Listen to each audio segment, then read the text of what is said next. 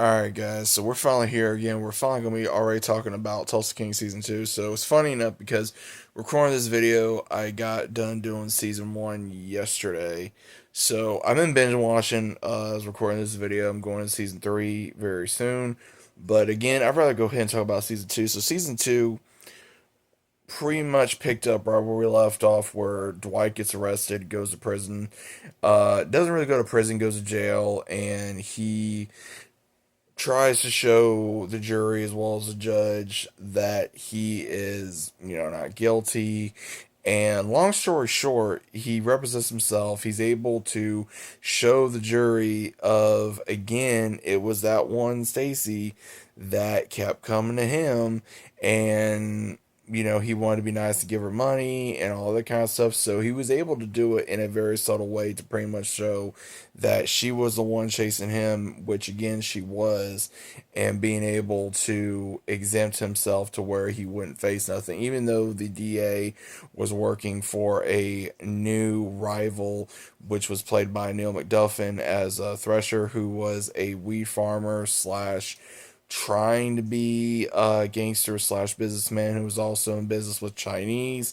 And then we also got Frank Grillo's character who finds out about, of course, uh, Dwight, and it causes issues with that. And pretty much this whole season was really up in the ante for a possible war between Dwight and Frank Grillo's character and even Thresher, because they're pretty much coming at him on all sides during all this. And at the same time, it causes issues with one of the ones, Tyson, because his dad gets into a car bombing, which was caused by Thresher's partner, which that caused issues. And I think this is what the character Tyson really needed, because again, he was a wannabe gangster, and now that he finally took that step with taking out the one that harmed his dad, I think now he's fully immersed in this life, and that's pretty much what he needed, even though he was having issues with his family. So now that he's fully immersed in his life, he can't come back. And then same thing with them trying to flip the one goodie,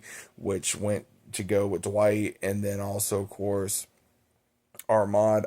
Dude, this dude, I'm surprised they haven't just taken this guy out, because he's been a weasel almost the entire time we've seen him, and now for him to pretty much be a spy for that one Thresher, and then him giving all the money, and then him going, okay, well, you think I was just giving that to you for free? It's like, dude, you should already known this guy wasn't doing nothing out of the goodness of his heart.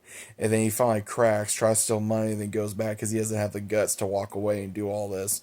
So they're able to use him one final time to be able to get the hold on that one Ming's men, because Ming takes over Thresher's business, and then of course Dwight swoops in, saves him, and able to take over his business because it was going to be put in jeopardy for the ranch for the one barber that he's been seeing that now he's in a relationship with. So that was funny. And then also, of course, him improving the relationship with his daughter, with Tina. I'm not sure if we're going to be seeing Tina again. It wouldn't surprise me if we do, because he wanted them to return to New York and be able to have them safe. He was able to put a warning out to Chicky of saying, do not touch them, because if you do, you're going to regret it. And he's like, oh, well, I'm not going to do that. And let's just say this whole thing with Cheeky this season, the dude finally got what he deserved at the very end, which was absolutely hilarious, because the guy was a conniving, malicious snake, and that's all he was. And he kept craving power, and he barely had it for not even a second, because his own, VP pretty much went against him, went to the other families so they could, vote him out. And then he tried, they tried to send him to Dwight so that way maybe he can get him back in the fold, which they knew was not going to happen. And then he goes to Frank Grillo's character, because again, he's in another state or in another area, and he's a rival as well.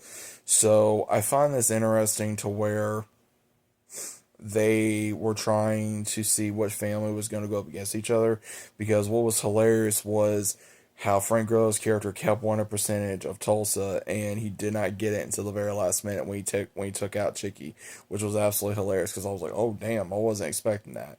So I think that was good, because again, this shows ties with Dwight and of course Frank Grillo's character, because maybe he'll need his help later on or something of that nature. I don't know, but it's going to be interesting if his character does return at some point.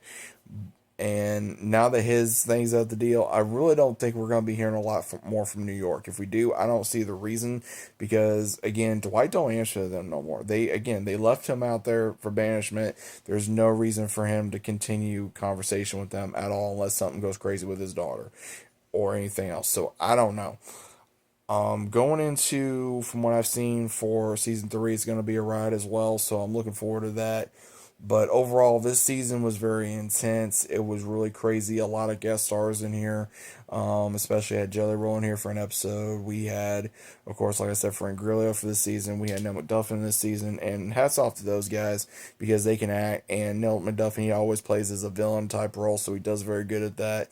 Frank Grillo does very good as well for playing either as a villain or a hero or whatever. So, good acting from him as well, playing this type of a character.